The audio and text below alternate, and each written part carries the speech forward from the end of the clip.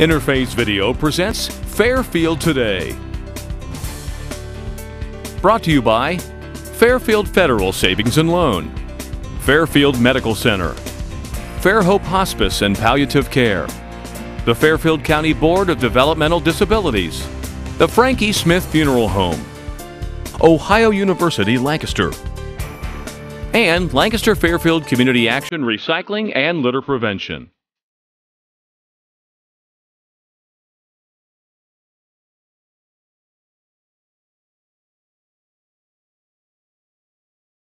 Hi, and welcome to Fairfield Today. I'm Kathy Bittler. Happy to be back with you this month here at Fairfield Medical Center. And today we only have one guest, but we're talking about a big project. So we've got a lot of information to give you about some tremendous changes coming here at Fairfield Medical Center. Some things that you will start to see happen here very soon, all leading up to a big new addition here at Fairfield Medical Center that's going to improve patient care and community service from your hospital. So we're happy to have with us today Howard Snyderman, who is the Chief Operating Officer here at Fairfield Medical Center. Howard, thanks for joining us. Well, thank you for having me. Glad to be here. With us. We haven't had you as a guest on the show before, so maybe just briefly tell us a little bit about how long you've been at Fairfield Medical Center and what it means to be Chief Operating Officer. Well, that sounds good. I've been here since the beginning of 2000, so this is my 13th year. Chief Operating Officer means I'm responsible for the day-to-day operations of the hospital, as well as planning some of these big projects like we're going to talk about today, Project Bright. So it keeps me busy, keeps me hopping, and it's a fun place to work. How many beds do we have in the hospital now? We have just over 200, 210, 212 beds. When we're done with this project, we're actually going to have less beds than we have today. So we're going to go down to 187 beds when we're finished with the project. But that's not necessarily a bad thing. We want to let people know that's that. That's a good thing. It's a trend in healthcare and right. Something that is really better for the community. You mentioned the name is Project Bright. Tell us what that stands for. Project Bright stands for Build, Revitalize, and Innovate for a Greater Healthcare Tomorrow. So, you know, when we started working on this project, we kept calling it the construction project or the project. And that's not very sexy. It's not very sexy, and I kept, or sometimes I called it the unnamed project. So some of the folks from the marketing department got together and came up with Project Bright, which is certainly easy to remember and really says a lot about what this project is about. So we're building for now and for the future of healthcare in this community. And when we say building, we truly mean that. This is a physical bricks and mortar construction project. It is a big building project, and I know the viewers can't see it, but we're standing out here right where the project's going to be, and it's a large expansion of the hospital. It will change the face of Fairfield Medical Center and really change the image of the hospital. You mentioned that our viewers can't see, so describe for us where we are physically located here so people can get some idea about where this new building is going to sit. So we're near the front entrance of the hospital. We're standing at what's considered the human resource entrance. It's right outside the cafeteria or our human resource department. And the building goes from really the front entrance of the hospital all the way across almost to the end of the property. So it's a fairly significant parking lot for our patients and visitors, and it's between the pavilion building and the main hospital. So that's the location. It's hard to describe without seeing it. But this is not the original location. This isn't where we first thought we were going to put this building. It's close. We changed the direction. So originally the building was going to be still in the same location, but attaching to the pavilion building and the hospital. And as we looked at how that was going to flow, it was really creating some challenges, some traffic flow problems, and so we decided to turn the building 90 degrees and make it parallel to the hospital and not attached to the pavilion building any longer. So that actually meant we had to expand the building, because originally we were going to use the existing surgery building, the original surgery suite in the pavilion building, and include those ORs, but we've decided not to do that. Part of the reason for that is now all the operating rooms will be the same size, so we won't have any issues with surgeons saying, I don't want to use that room, it's too small. So everything will be equal and the same. Let's talk about what's going in this building. Is it just operating rooms or is it more? It's quite a bit more. There's actually 3 floors to the building, so the lowest level is in the basement, and that's a central sterile supply. So that's the area where we get all the equipment and supplies ready for surgery. So that's where we sterilize the equipment and then bring it up to surgery. Today, that department is remote from the surgery department, and so they have to transport all those supplies every day, multiple times every day. When we have the new project built, when Project Bright is finished, those will be directly below surgery. All the equipment will be transported through elevators and dumbwaiters directly to a clean area. So it's really going to be a very nice setup and clean area, so people can't come in and out of that area. And then the first floor of the building is the surgery department itself, which will house 10 operating rooms and 40-some preoperative, postoperative rooms for patients. One of the things that we offer that we'll have that we don't have today is all those rooms will be private spaces. So today those things happen in, they're all separate areas, preoperative, postoperative spaces, and they're just cubicles. So people get their care in a curtained cubicle. This will have walls around it, so people will have a little bit more privacy. And that's what's on the first floor. I think I said 10 operating rooms. They're all essentially the same size, except 2 are a little bit larger for open heart surgery. There will be, because we have open heart surgery in there, there will be an elevator exclusive to patients that need intensive care after surgery. So that will take them directly up to the second floor, which is where we'll have patient rooms. There are 30 patient rooms. Again, all private rooms. Today, 60% of our rooms are semi-private. So when we are done with the project, and the reason we're adding patient rooms is that gives us enough rooms to make every single room in the hospital a private room. So the second floor is all private rooms. And then we also have, part of it is attaching this building, this new building, to the existing building. So there will be 6 stories of a connector that connects the building to the hospital, to the existing hospital. So if somebody has surgery on the first floor and they need to get to the orthopedic unit on the 6th floor, they'll still be able to do that from this new facility. So it sounds to me like a couple of things are happening here. One, that we're maybe increasing some efficiencies by grouping things closer together. Is that right? Absolutely. Well, currently we have surgery in 2 different departments, in 2 different buildings, really, the pavilion building and the hospital. So combining those 2 into one department is certainly more efficient, not only from a staffing standpoint and how we operate it, but really from a physician's standpoint. They don't have to go to 2 different areas to do their surgeries. They can do them all in one location. They'll be much happier with that. So they don't have to gown and take their gowns off and then go into another place and get into new sterile clothing. So they'll be happier with that. And then there's also some efficiencies in the central sterile department because it's directly underneath surgery. Today, because they're not in the same area, we have to do what's called flash sterilizing between cases, which means we have staff in the operating room department that does that. So we won't need to do nearly as much of that as we do today because of that, because they're so close together. So that will be efficient as well. Now, you talked about making operating rooms larger. Tell me it's more than, the reason for that is more than just some doctors don't like small operating rooms. There's very good reason for that, and the biggest reason is the rooms that we have today were built in the 70s, and technology changes every year. Equipment expands. There's always more equipment in the room, but really for the future, it's so we can add technology that we don't have today. So we've talked about it in terms of robotic surgery, which we don't provide today. Our operating rooms are not large enough to have robots. But in the future, if that is the way that we go and the way that still makes sense, then we'll have room to do that or any other new technology that comes into play. So it's really to attract new surgeons, to to keep up with the standards that are changing in terms of how surgery is done.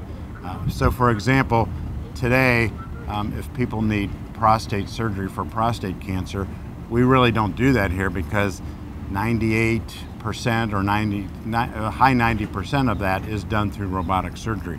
Because we don't provide that, all those patients go to Columbus or elsewhere for that surgery. So we have surgeons who are getting closer to retirement years, and so when we have to recruit a new urologist, they're all going to be trained on robotic surgery. If we didn't have that, we wouldn't even be able to recruit any urologist. So it's part of recruiting new physicians, expanding services, and really keeping up with technology.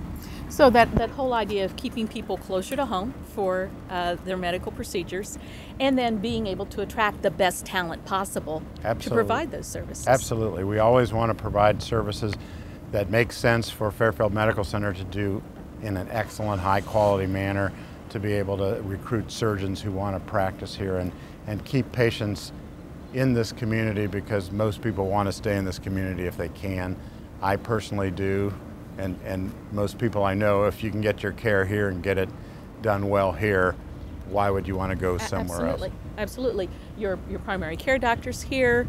Right. Why have to go to Columbus for something major? Right. Especially when we're talking about issues like cancer, which really affects the entire family. If you can treat those things right here at home, closer to home, you have a better patient experience, a better family experience. Right. And so, we've certainly expanded cancer services. A good example of how that technology and how our growth has kept patients closer to home is cardiovascular services. We've done over 25 open heart surgeries since we've started that program, and we have a high quality, excellent program. I would have no concern about bringing myself or my family here if I needed those services. So that's what we're all about, and we want to continue to meet the community's needs. We're talking today with Howard Snyderman, the Chief Operating Officer here at Fairfield Medical Center, and we're talking about Project Bright, which is a new construction project here at your hospital. And we're going to talk some more about that when we come back, so don't go away.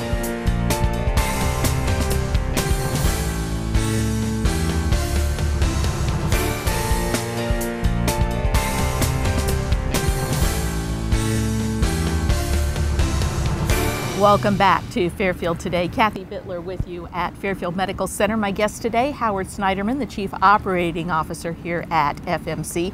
And we're talking about Project Bright, which stands for Build, Revitalize, Innovate, Greater Healthcare for Tomorrow. It's all about a major construction project getting underway here at Fairfield Medical Center. And when I say getting underway, Howard, I mean that. We're breaking ground when? We're very close. We're going to have a groundbreaking on September 12th. Just working out the details of that, and the project should start right at that time. We'll start seeing some changes around here really very soon. We're already moving some utility lines and things like that. We'll be starting valet parking for patients and family members the very first week of September, so that's kind of the first thing that kicks off the project. Yeah, because that's probably the first thing that people are going to notice, right? Parking is going to be a little bit problematic. Parking is going to be challenging, although I think we have it well taken care of for patients and family members, which is the most important thing, because we have free valet parking, so everybody will be able to park. We're building some additional parking lots so that the valet folks have a place to park people, but we are taking up a number of parking spaces to do the project. The bigger challenge is employees, and we're kind of working in a fitness program and employee parking at the same time. So we'll all have to walk a little bit farther, but that's not a bad thing. Not necessarily a bad thing until it gets to be about 10 below. Another change that some patients are going to notice is that oncology services are going to have to move. Is that permanent or just during construction? It's just during construction. They've actually moved already, so we started this week, as a matter of fact. So we've moved them into a small office building that sits right in front of the pavilion building, and that's temporary. Really, the whole front entrance is going to be closed, and we'll have a temporary construction entrance. The reason we had to move them is we're doing work directly underneath the oncology department, so we couldn't keep them open during that time. So they'll probably be gone 10 to 12 months, and then they'll go back to their to their previous location. So we've made it as easy to find as we can. We've got some pretty good signage up there. We're actually getting ready to do something fun and paint the building multiple colors, so that'll be a pretty fun event when we get that going. So it'll really be noticeable where that temporary building is. Now, you mentioned that the south entrance, which is the entrance that I would say the majority of the patients main entrance or use. the south entrance. So the temporary entrance will be where? It's still at that same side of the building, so there will be a temporary entrance for those who know their way around the building or have been in here recently, where we have a coffee bar. It'll come in right next to the coffee bar. So where the glass wall is along Ewing Street is where that temporary entrance will be, and it'll feel like a regular entrance. It'll still have electric doors and things like that, just like the main entrance. And in fact, we're going to take the doors off the current entrance and use those for the temporary entrance. And everything will be enclosed and safe from a construction standpoint. So we want to make sure that there's no injuries or anything like that out there. So I want to get back to a couple of things that we mentioned in the first half of the program. One is we're building these 10 new operating rooms. That leads me to ask if we'll be retasking any of the existing space within the medical center and using that for something else. We will be, but we haven't quite identified that yet.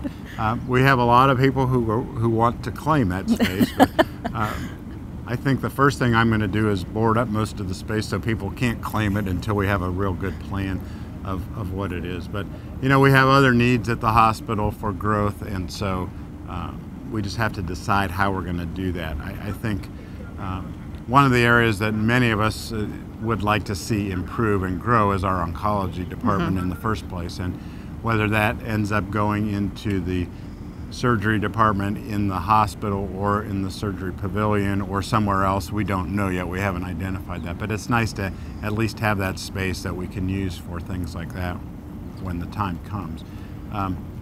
We also have some new services, especially in cardiovascular services, and we've had a lot of growth again in cardiovascular services, so I think we're going to need to build some additional cardiac cath labs, and we have some clinics, a congestive heart failure clinic, and some new services like that will require some space. So we're doing those sort of on a temporary basis in our observation unit and our recovery unit, but I think they're going to require their own space as those grow. So I think we'll have plenty of opportunity to use that existing space for services, again, to meet our community need.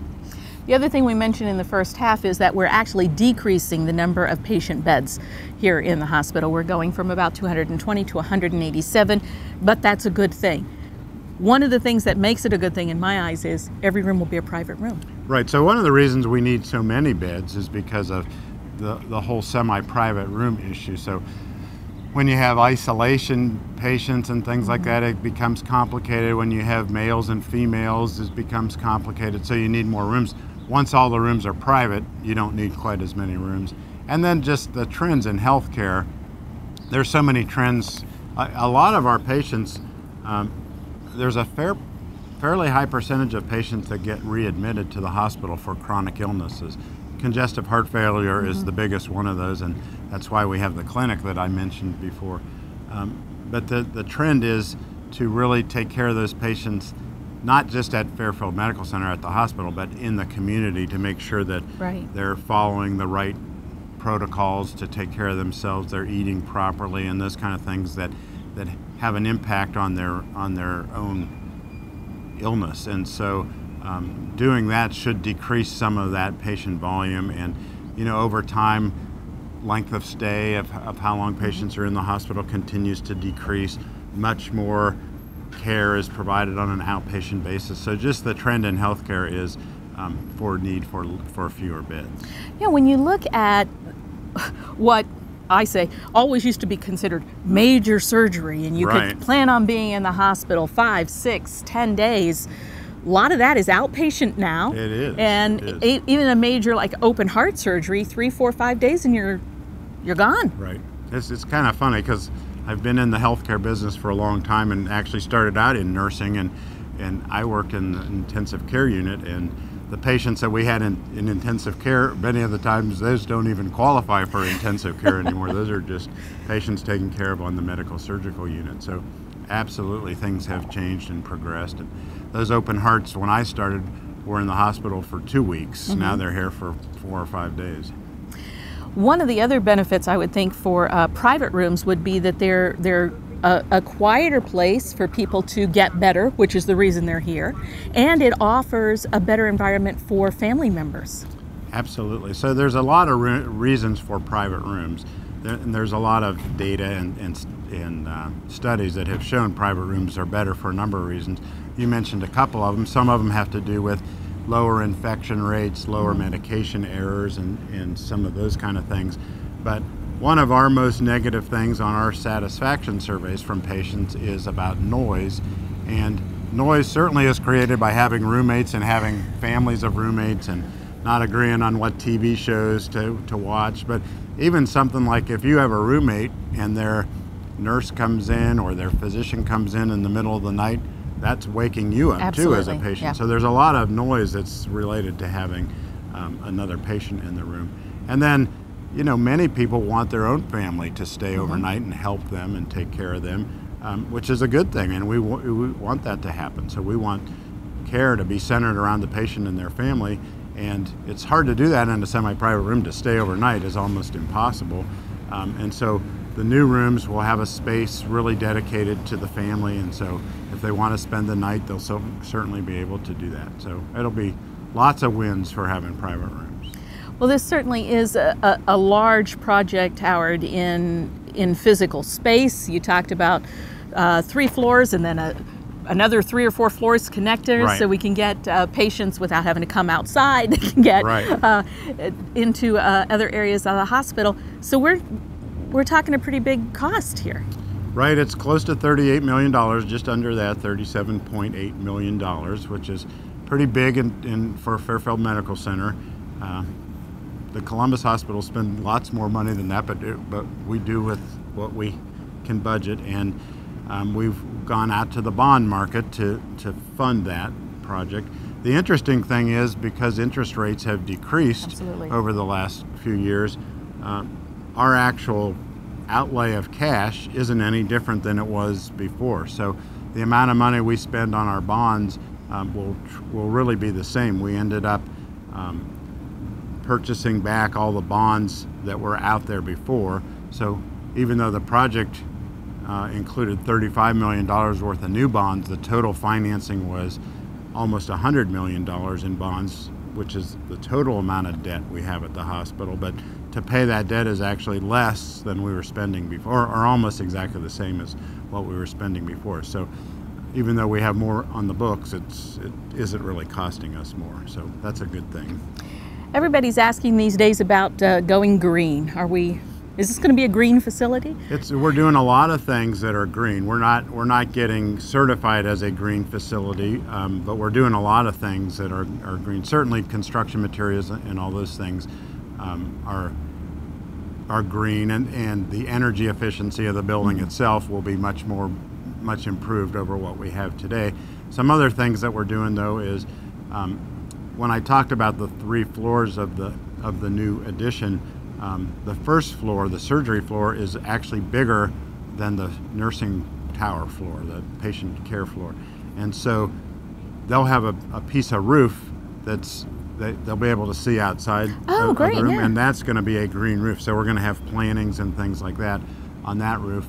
Plus we're going to have another area that's similar to our current Tranquility Garden that's right outside the surgery waiting room and will be accessible from anywhere in the hospital. So anybody that wants to go out to that will have that ability too. So we'll have a lot of additional green space in the hospital. And then even the front of the hospital where the parking is now, we're adding a lot more islands of trees and bushes and just overall green space. So even though we're adding more bricks and mortar, we're trying to add more trees and bushes and green as we can. Now you mentioned groundbreaking in September. When will the project be finished? It's scheduled to be done, the construction to be completed the end of 2014, and then we would have the first quarter of 2015 to actually occupy it, and move things in, move equipment over, move people over, and that takes a bit of coordination to Sure. get all those things open. But so sometime the first quarter of 2015, people will actually be able to have their patients and family in this new building. And if I remember correctly, that coincides quite nicely with the 100th anniversary of the hospital. Right. 2016 will be 100 years old of a medical center on this campus. So that's perfectly well timed. So we want to have that done before that happens. Howard, thank you for taking time to talk with us today, and good luck. Thank you.